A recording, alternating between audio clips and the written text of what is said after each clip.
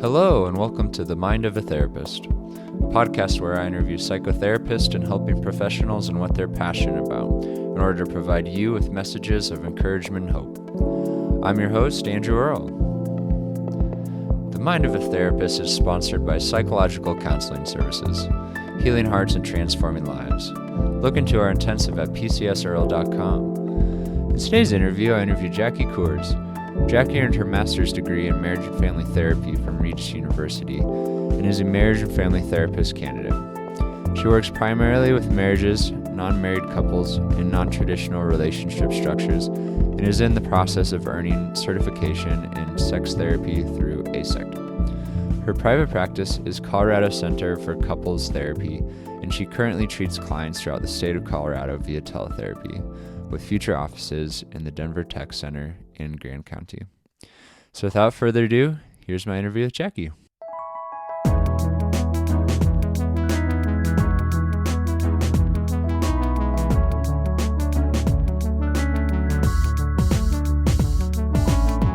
All right, Jackie, welcome to the podcast. Thanks for being here today. We're going to talk a bit about EFT and see where the conversation leads. So will you go over, would you give the listener just EFT in a nutshell?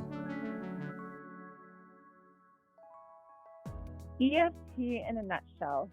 Well, first I should probably disclaim that I am not a certified EFT therapist. So that probably should be out there. But in a nutshell, I will say that EFT assumes that humans have an innate drive to be intimately and securely attached, and that partners long to be able to turn to one another for safety when we're under emotional distress. So Dr. Sue Johnson co-developed EFT with Wes Greenberg, and they would say that problems arise in a relationship between individuals, couples, and families when there are insecure emotional attachments that are realized with former or present attachment figures.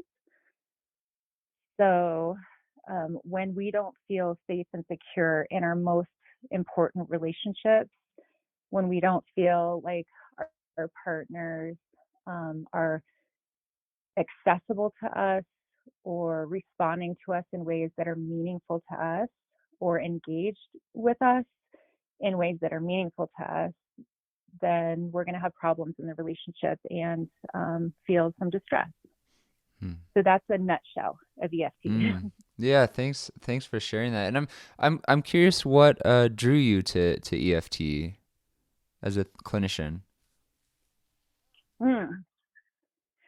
Well, I will tell you, I guess I'll put in some personal experience with that. When I started in MFT program and first started hearing about EFT, even the word like emotionally focused therapy, I actually had somewhat of an aversion to that language. I grew up in a household where emotions were really blunted and disowned, especially what we perceive as negative emotions like sadness or maybe fear.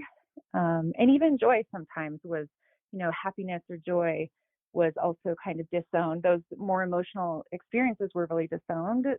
So until I did my own work with my partner in EFT, I kind of had an aversion to the language. But as I learned more about the process that you go through developing a secure attachment, and as I personally developed a secure attachment with my partner, both of us coming from very different attachment styles, I realized that this is a really powerful way for adult relationships to change and thrive and kind of move through the negative cycles that we so often get trapped in.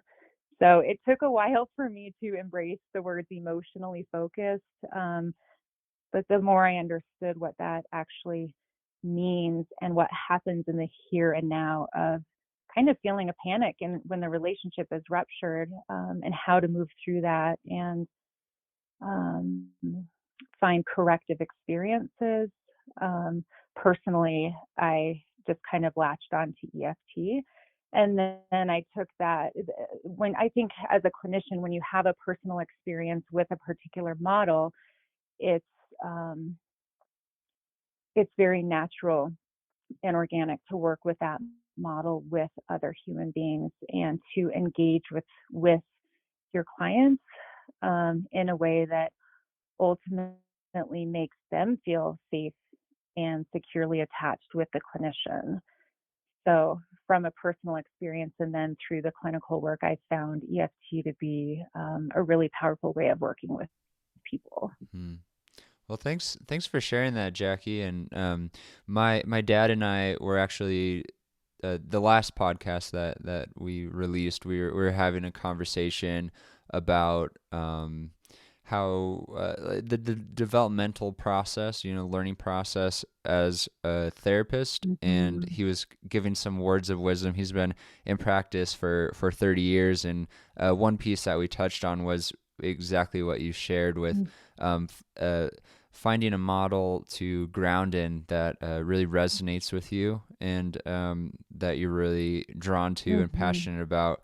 And yeah, it's great to hear that you found a model that resonates with you. And I was curious how you were able to move from hesitancy, emotionally focused, having grown up in a family that didn't focus on emotions.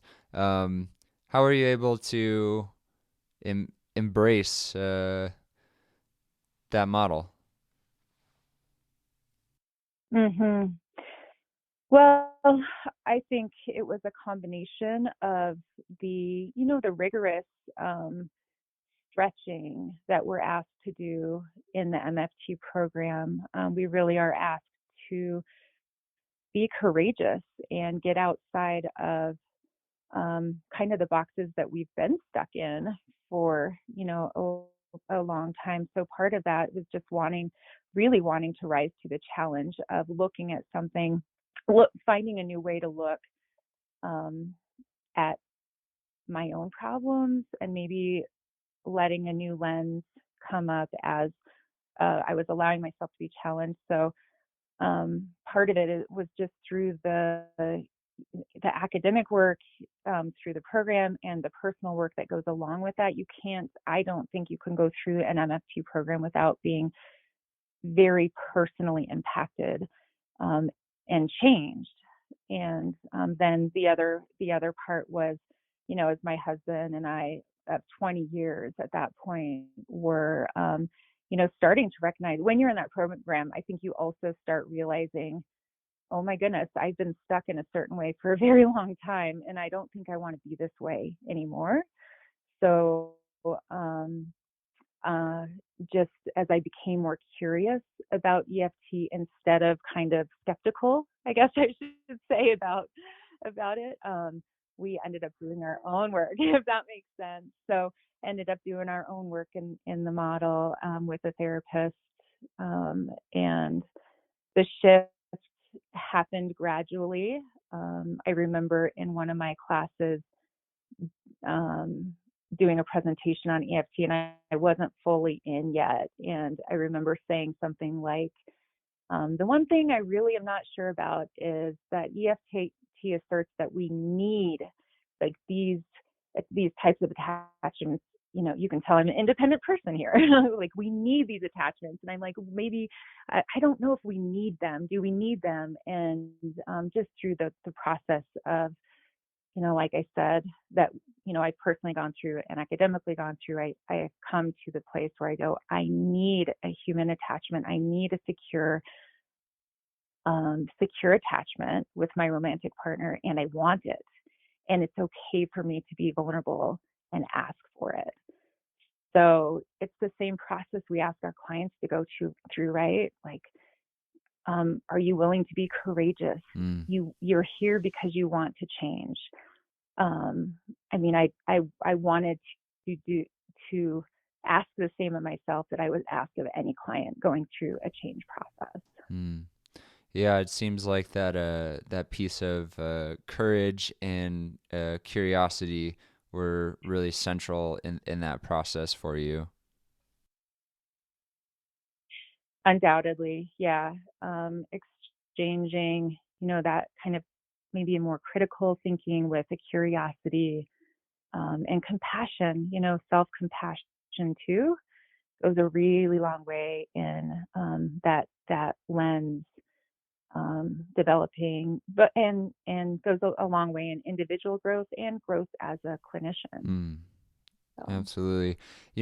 One thing I was thinking about as you shared is I'm grounded. I might have mentioned to you I'm grounded in narrative therapy, and so I'm really drawn to EFT in some ways, and I'm also a little skeptical about mhm, that attachment piece.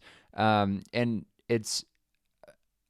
mhm, I'm really interested in continuing to think about that idea of attachment because that work, Bowlby, right? He was one of the founding yes, researchers on attachment. Really brought this idea to the forefront, and then EFT has adopted it.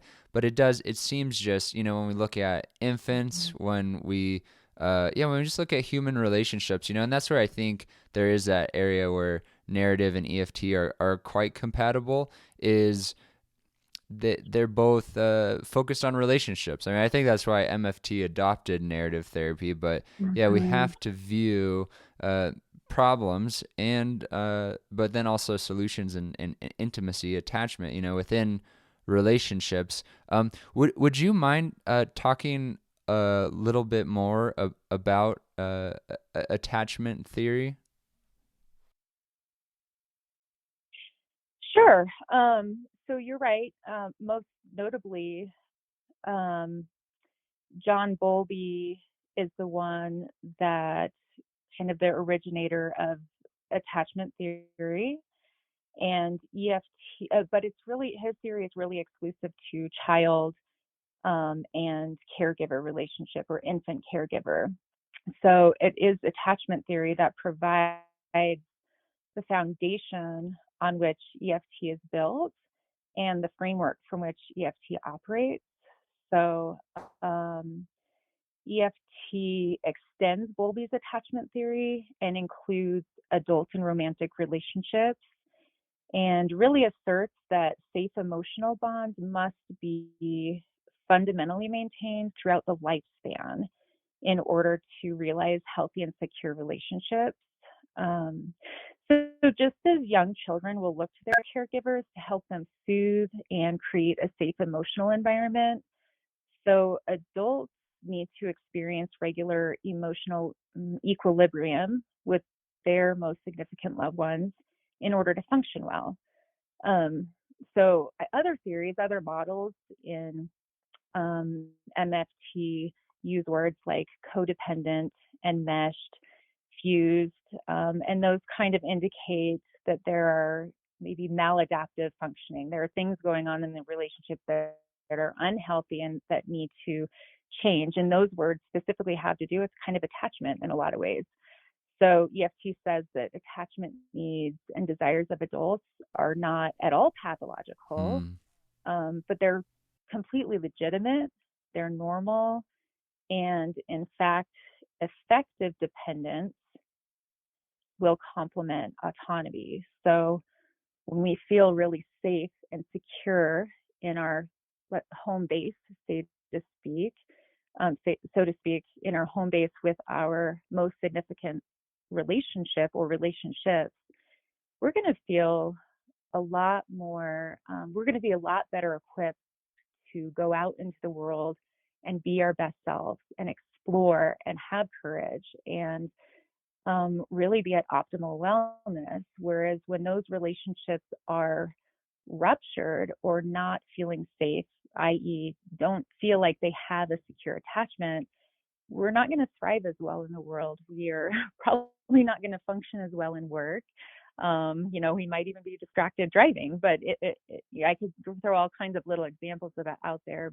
But when we don't feel safe in our most important adult relationships, even, we're limited in how well we explore the world um, as individuals. Mm. So So that was a long answer, Oh, I but I think it covered appreciate that. most You of really, you really brought some clarity to that, and that yeah, I was really drawn to what you're just saying there. That safe emotional bond that we have with a significant other, somebody in an adult relationship. That then creates kind of a platform for us to go out into the world with more safety and maybe have more intimacy and friendships and more engagement in the world. Is that kind of the idea?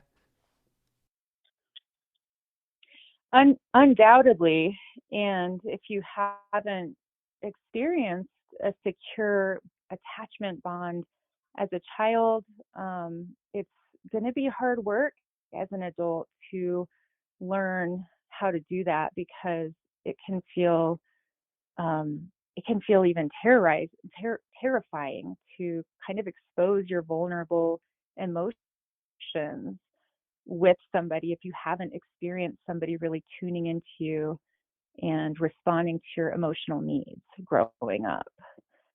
But once you have that as an adult, you really can thrive and function very well. Mm. Yeah, I also was drawn to the step that EFT has taken away from pathology rather than focus on or label, a relationship pattern as enmeshed or codependent. You were saying that it's just attachment needs weren't met growing up, and that's kind of the idea, right? There's this dance that you have started to engage with in your adult relationships based off experiences you've had in childhood. Was that right? Yeah. I mean, and not always in childhood. You don't necessarily need to go back and, mine the old wounds of childhood, but it's pretty organic that when you feel panicked in your adult relationships, so often you can tie a thread to experiences you did have as a child, and that's actually what's driving those painful primary emotions and unmet attachment needs are actually what drives the cycle that gets couples into trouble. So, like you mentioned narrative theory, and one, very early on in the stage of EFT, an aim is to externalize the problem, right? Mm, So it's not his fault, it's not her fault, and that's in strictly like binary terms, or her fault or her fault, but it's this cycle that gets us. And what drives the cycle are those unmet attachment needs that we haven't learned to tend to our partners' unmet attachment needs. We probably don't even know what they are unless we've really done some work to discover and distill. Um, so yeah, that externalizing of it's the cycle that's the problem. It's this dance we get into that's the problem. It's not the partner that's the problem. But yeah, so often that goes back to experiences that we've had when we were younger in life with our who were our attachment figures before. So. mm. Yeah, I love that piece of EFT that conceptualizes uh, the problem as the pattern or the dance rather than locating the problem within one of the partners. And I think that there's just so much. I've mentioned Mhm. this before on this podcast, but there's just so much judgment in our society. Uh, Michel Foucault, whose work was largely drawn upon to Mhm. start narrative therapy, to talk about how the operations of modern power have largely been to normalize judgment, And I find that so much when I'm interacting with Mm-hmm. people, is it's such a part of relationships, and it's largely what's familiar, and prevalent societally, but then within families and friendships also, I think it's quite present. And yeah, I love that. Okay, let's not let's not focus on that, and that's like the spirit of marriage and family therapy, right? Let's look at the system. Let's look at the relationships, and the Mm-hmm. process, and what sort of shifts can we make there, and focusing on goals too, and what will it look like if Mm-hmm. this problem's no longer in your relationship or in your life. And yeah, I think that that's so cool. um Mm-hmm. so I got to witness your capstone, which was spectacular. It was really inspiring. And I've kind of been, as I Oh, mentioned thank earlier, I've you. kind of been in this in between place with narrative and EFT, and I'll probably end up sitting somewhere in between the two, or the systems thinking and the post structural approaches for my the rest of my career. But I I um I I love how like the critical lens you have. I mean, it's a model you really believe in, and it's a lot of people report that it's very helpful for them.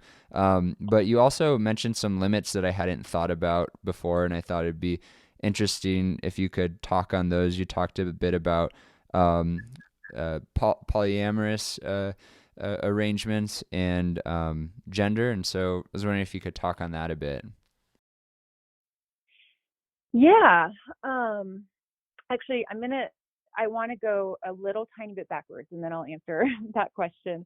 Just I want to point on, I'm not trying to sell EFT at all, but just when you talked about judgment, it really made me um, think about one of the beautiful things about EFT and this model is that judgment really is exchanged for empathy, and Mm, that's the muscle. It's kind of putting down judgment and really learning how to build that muscle of empathy and vulnerability with somebody instead of like that harsh judgment and critical. The things that, like you said, in our culture, really we're almost trained to have, be judgmental, and so that's just a really beautiful thing about EFT um, when it's effective, when the treatment is effective. But limitations, yeah. Um, so I think that in strictly heteronormative and binary terms, EFT is really limited in intentionally addressing how our social constructs, um, particularly related to gender, shape negative patterns, and it doesn't really account for how masculinity oftentimes organizes attachment. So what I mean by that is, for many men and women too, I would be one of these women, but for many men in our culture, attachment injuries occur really throughout childhood and beyond, as they're socialized to deny and blunt their emotions in order to I'll use the phrase man up because mm, I think that's pretty mm-hmm, familiar to most people. So I mean, in EFT, men are really required. It's a part of building compassion and empathy for themselves and for their partners. They're asked and required to really look at, own, um, express their vulnerable emotion and their unmet attachment needs. And that has to happen in order to form a secure attachment.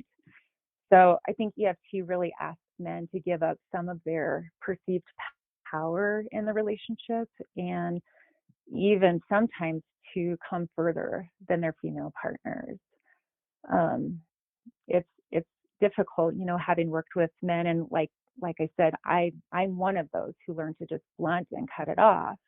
It's tough to come around to express, even to understand what your unmet needs are and emotional needs. And oftentimes in our culture, women are um, a little more tuned in. I hope I'm not offending anyone, but oftentimes we have more permission, I would say, we as women have more permission to tune in. We have more permission to ask for our emotional needs to be met. And I think it's been pretty few and far between that I've met, um, a man or seen a man within the context of therapy that hasn't had the experience of, what do you mean? Like I have to tell you I have to talk about my emotions now. That can be really tough for most men. And then most women on the flip side are just starving for their their male partners to become more aware of and in touch with their emotional experience.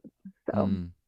And yeah, so for those men who come into therapy, let's say maybe their partner drags them in and they just want nothing to do with this talk about emotions or feelings. They don't see why that's necessary in terms of strengthening the relationship. How do you approach those initial conversations with them? hmm so oftentimes I will say very directly, this I will normalize their experience right then in the here and now. Of course, of course, this feels really awkward to you. You've never really had the opportunity to even understand your emotional experience or be allowed to have one. So normalizing that, I think, is really important.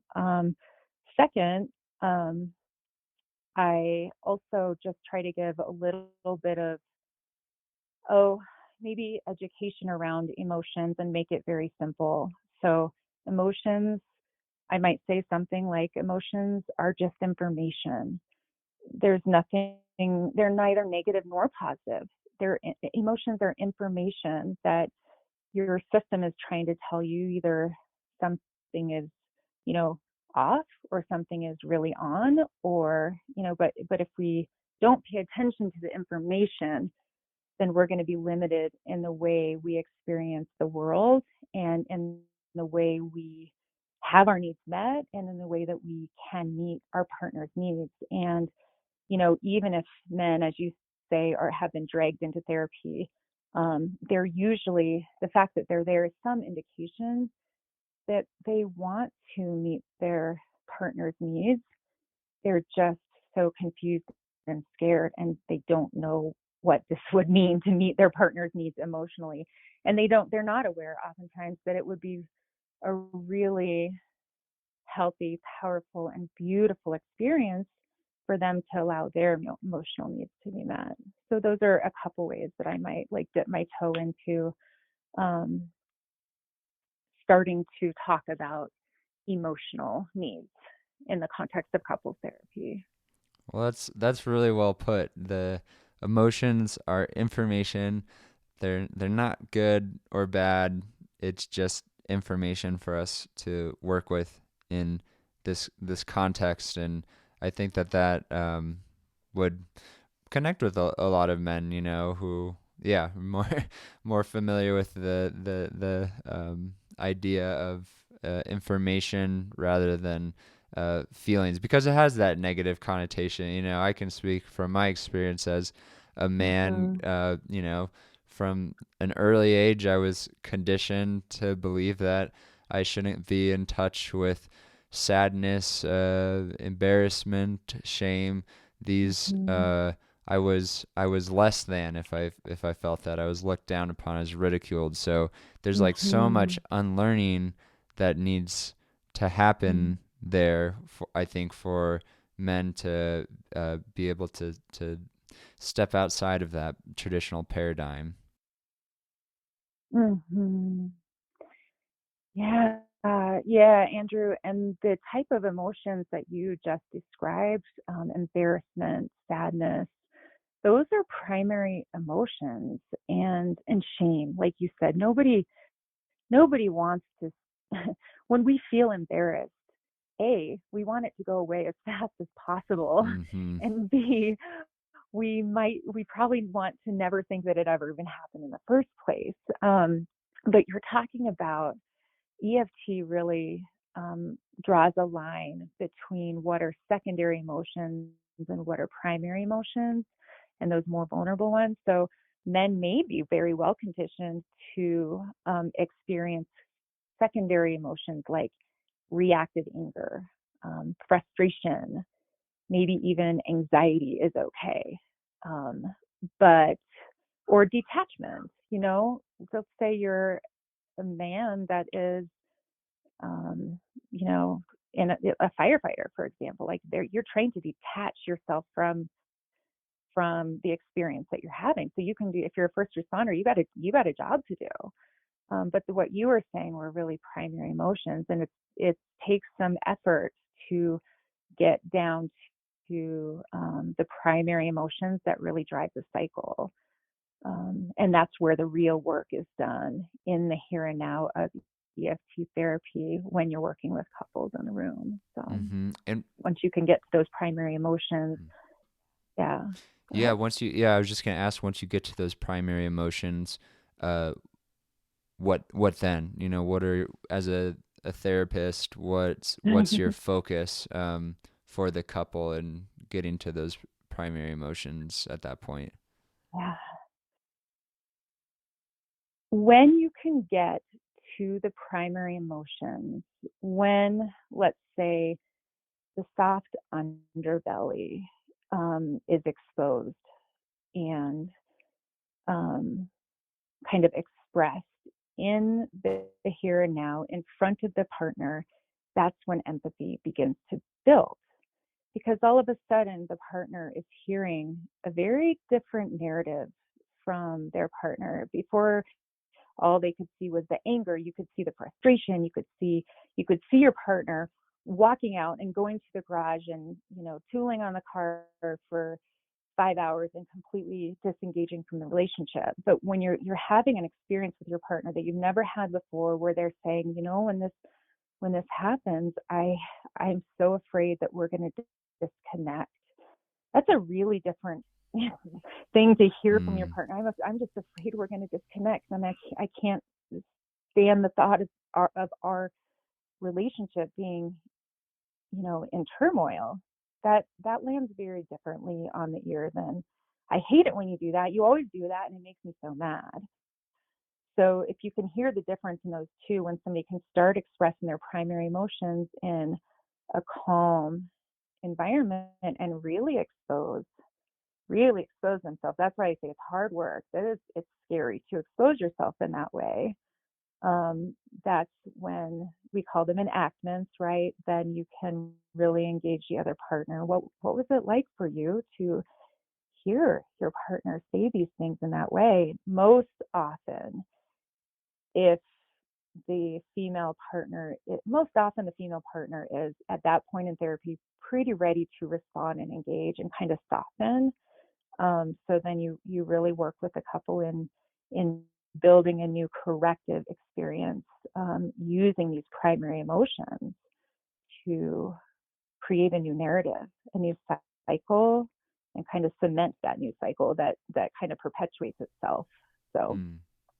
Oh, that's really sweet. I love, I've studied Sue Johnson a bit, and that those hold me tight moments that you're talking about, just kind of Mm. a warm feeling. And also, I wanted to mention, you really embody, just in our conversation right now, that Sue Johnson warmth. The kind of Carl Rogers too, right? She drew from Rogers, just that Mm. warmth in session and that welcoming and acceptance, and um, that's really nice. Mm. Well, thank you. That um, I really appreciate that feedback, and it's that's nice for me to hear, because I would say I hadn't thought of myself as a soft, warm person until very recently, Hmm. but um, I empathize with my clients, and I feel that with them, and I Hmm. I feel that experience of you know I want people to feel like they can be safe with me, and they can co-create safety with each other in the environment. And I know that's not going to happen if I'm critical or judgmental, or unable to really empathize with their position. Hmm. So thank you for that feedback. Absolutely. And what a central piece of therapy that we've just touched on is that empathy, that warmth, really trying to understand Mm-hmm. what it's like to be in that person's shoes. And whether you're a therapist or not, that piece of information right there does so much good in the Mm-hmm. world. I really believe it. When we take the time to really slow down Mm-hmm. and to listen to someone, and really try to understand what they're going through. Mm-hmm. Yeah, no doubt on that. Well, Jackie, is there anything that we haven't touched on that you'd like to mention? Um, I would just make a brief statement because you had asked the question earlier. As a sex therapist in training, I also find EFT to be limited in its application to those who identify sexually as non-monogamous. I'm still exploring this concept, but as I consider working with, people who are in open relationships or non-monogamous relationships, you can tell like most of our conversation has been in very heteronormative and binary terms. And so I'm still exploring this how, and maybe there's already an answer out there, but for me, how do I bring in the beauty and effectiveness uh, of this evidence-based treatment model and apply it to, really non-traditional relationships. So that's something I'm scratching on right now. I just know there's something in my gut right now that says it's limited. Like there needs to be some sort of extension to EFT, some creativity, probably narrative, Mm-hmm. augmenting and integrating other theories in that in that application. But I just I guess I would mention that as well because not every couple is just a couple. I Sure. guess I'll put it that Mm-hmm. way. Mm-hmm. And you got to get creative and make sure we don't get boxed into one particular theory. So. Absolutely. Well, thanks so much for taking the time to be on the podcast today, Jackie. I like to end the interview by asking a question of what's a message of hope that you'd like to leave our listeners with? Oh wow, what a great question. Um, my my message of hope, and this comes from both personal experience in a couple decades of a you know committed relationship and clinical experience, having worked with clients who have been where the negative cycle has had a hold on their relationship for literally 30 years. Um, my message of hope is that there is always hope.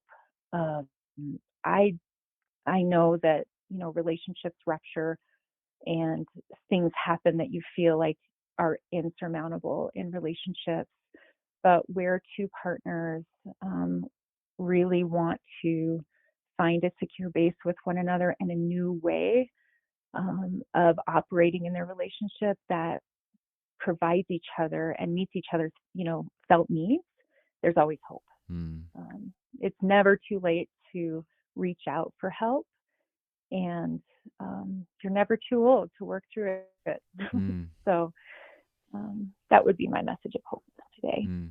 Well, thanks for leaving us with that. And if the listeners want to get in touch with you, where would be a good place to direct them? Oh, thank you for asking. So my website, I guess through my website would be a really great way, and that has my email on it, Jackie at cotherapycenter.com. And it also has my phone number on there. So that's the best way right now. I have successfully avoided social media for a long time, but I'm just starting to get into that world as well. So pretty soon we'll have Instagram, Facebook, and all that good stuff up and running as well. But website and email are going to be best right now. Perfect. And I'll go ahead and link that website in our show notes. Hey, I love that. Thank you so much. I really appreciate it. It was an honor to be here with you today. Yeah, thanks for being on the podcast, Jackie.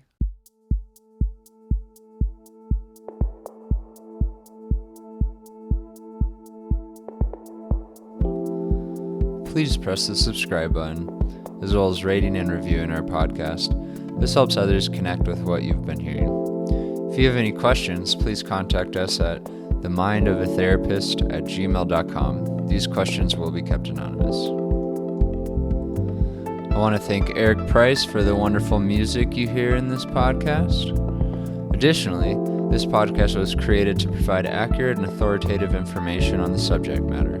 Although we are interviewing licensed therapists, they are not your therapists. This podcast is not intended to serve as direct medical advice and should not be used as a substitute for direct professional help. It is given with the understanding that neither the host, publisher, guests, or PCS are rendering legal, clinical, or other professional information. If you need a professional, we encourage you to find one. Visit Psychology Today to connect with a licensed clinician near you.